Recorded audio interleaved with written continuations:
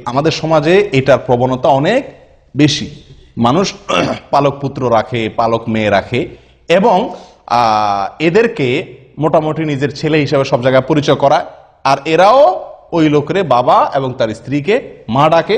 আর সমাজের লোকও আমরা সবাই ওই ছেলেকে অমুকের ছেলে বলি আর ওই লোকের অমুকের বাপ বলি, ঠিক না বেঠিক? এটি শরীরের দৃষ্টিতে নাজায়েজ একটি কাজ, আমরা অনেকেই জানি না, অনেকেরই এই বিষয়ে হয়তো জানা নাই। এটি নিষিদ্ধ, আল্লাহ সুবহানাহু ওয়া তাআলা সরাসরি নিষেধ করেছেন কোরআনে কারীমে। আল্লাহ বলেছেন উদউহুম লিআবাইহিম, আল্লাহ তাআলা বলেছেন মা জাআলা আদইয়াআকুম আবনাআকুম, তোমরা যে পালক পুত্র রাখো, পালক মেয়ে রাখো, এরা কোনোদিনই তোমাদের মেয়েও না ছেলেও না। পিতৃত্ব এটা কোনোদিন পরিবর্তন করা যায় না। কথা বুঝে আসছে? আপনাকে যিনি জন্ম দিয়েছেন তিনি আপনার বাবা, তিনি আপনার বাবা। জীবনে একবারের জন্য আপনার ভরণ পোষণ দেন নাই, তারপরও তিনি আপনার বাবা। আপনার প্রতি অবিচার করছেন, খোঁজ খবর নেন নাই, চলে গেছেন, তবুও তিনি আপনার বাবা। আমি কি বুঝাতে পারছি? আপনাকে গর্ভে ধারণ করেছেন, তিনি আপনার মা। কিন্তু দেখা গেল কয়দিন পরে কোন একটা কারণে তালাক হয়ে গেল, আর যা বিয়ে হয়ে গেছে, মা আপনার জীবনে কোনদিন খবর নেয়নি, তারপরও তিনি আপনার মা। অন্য মহিলা আপনাকে সারা জীবন লালন পালন করুক, কখনো সে আপনার এই মায়ের পদটা পাবে না। আমি কি বুঝাতে পারছি? আপনাকে যিনি জন্ম দিয়েছেন সে বাবার পদটি সারা জীবন আপনাকে স্বর্ণের থালেও যদি কেউ খাওয়ায়, সে আপনার বাবার পদটি পাবে না।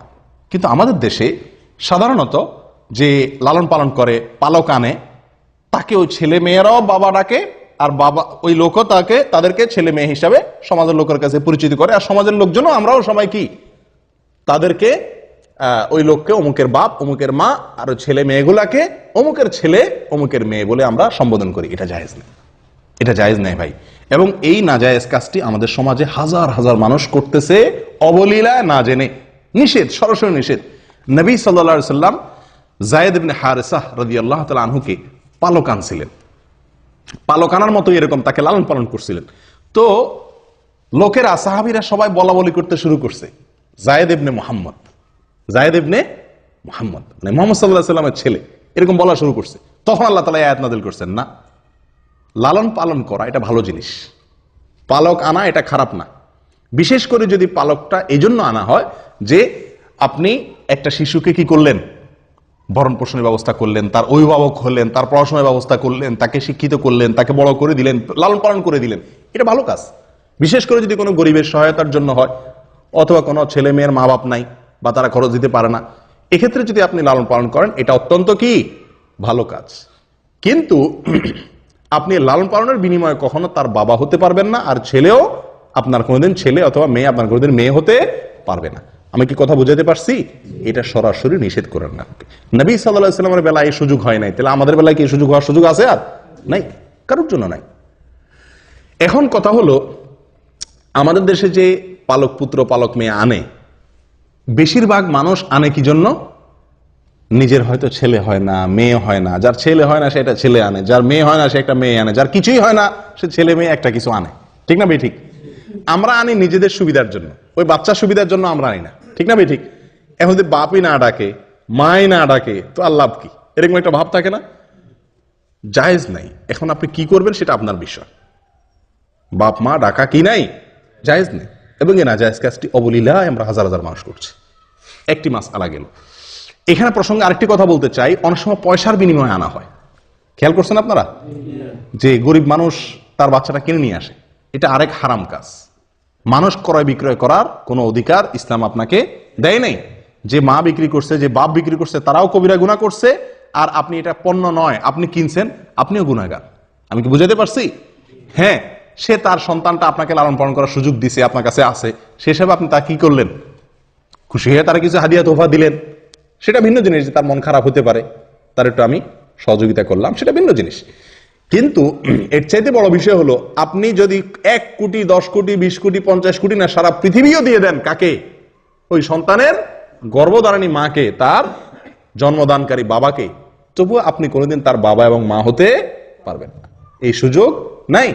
মনে চাইতেছে বাচ্চা পালন করার, পালন, পালাতে বাধা নেই, কিন্তু বাবা হতে পারবেন না, মাও হতে পারবেন না।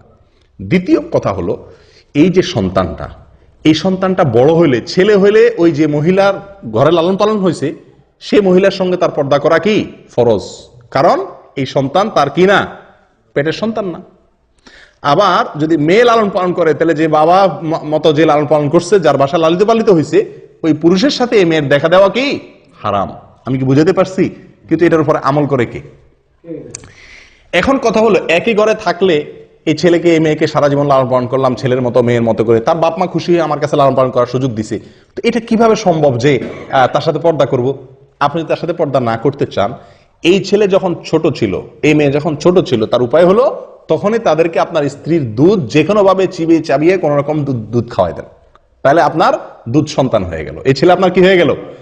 এখন আপনি বাবা মাও বলা যাবে, আবার কি দেখাও দেওয়া যাবে, কারণ দুধ সন্তানের সাথে দেখা দেওয়া যায়। কথা বুঝতে পারছি? ওই মহিলার যদি দুধ না থাকে আপনার বোনের দুধ খাওয়াই দেন, কথা বুঝে আসছে? এক কথায়, অথবা মহিলার বোনের দুধ খাওয়াই দেন, তাহলে অন্তত মহিলার সাথে দেখা দেওয়ার সুযোগ হবে। এক কথায় দুধ সম্পর্ক তৈরি হয় এরকম কারোর সাথে দুধ খাওয়াই দেওয়ার ব্যবস্থা করতে হবে, তাহলে কি হবে, ওইটা ছোটবেলায় করতে হবে, তাহলে কি হবে, দুধ সন্তান হয়ে যাবে, এবং ওই সম্পর্কের কারণে আপনার তার সাথে দেখা দেওয়া কি হয়ে যাবে, জায়েজ হবে। নাম্বার 3, সম্পত্তির মালিক এটা কোনোদিনই হবে না, এই সুযোগ দুধ সন্তান হলেও হবে না। আমি কি বুঝাতে পারছি? আপনি এত কষ্ট করে ছেলে পারলেন, মেয়ে পারলেন, আপনার যত সম্পদ রেখে যান, এক আনি সম্পদ, এক বিন্দু সম্পদ এই বাচ্চা পাবে না শরীয়তের হুকুম অনুযায়ী। আপনার যদি কোনো সন্তান না থাকে, আপনার ভাইরা পাবে, বোনরা পাবে, এই সন্তান কিছুই পাবে না। কথা বুঝছেন? কারণ সন্তান পাওয়ার জন্য রক্ত সম্পর্কীয় আত্মীয় হতে হয়, এই ছেলের সাথে আপনার রক্তের কোনো কি নাই, সম্পর্ক নাই। আমি কি বুঝতে পারছি? হ্যাঁ, যদি রক্ত সম্পর্কীয় হয় তাহলে আবার সেই হিসাবে পাবে, সেটা ভিন্ন জিনিস। কথা কি বুঝতে পারছি? হ্যাঁ, এখন যদি আপনি বলেন যে সারা জীবনের লালন পালন করলাম, এ কিছুই পাবে না, কেমনে হয়? তাহলে আপনি একে জীবদ্দশায় যা মনে চায় তাকে কি করতে পারেন, দান করে দিয়ে যেতে পারেন। আমি কি বুঝতে পারছি? কারণ ওয়ারিস ছাড়া অন্য কাউকে জীবদ্দশায় নিজের সম্পত্তি তারা কি করে দেওয়া যায়, দান করে দেওয়া যায়। তাহলে 3টা সমস্যার কথা বলছি, 3টা সমস্যার কি আছে, সমাধান আছে। বুঝতে পারছি? কিন্তু এই সমাধানগুলাকে আমরা গ্রহণ না করে সরাসরি আমরা কি করি, ওই পালক পুত্রের ছেলে মেয়ে ডাকি, বাবা মা ডাকি, পালক বাপরে পালক মারে, এবং তাদের সাথে দেখা দেই, এবং তাদেরকে সম্পত্তির ভাগ দেয় মৃত্যুর পরে। এই সবগুলাই অন্যায় কাজ, গর্হিত কাজ। আল্লাহ আমাদেরকে বুঝার তৌফিক দান করে।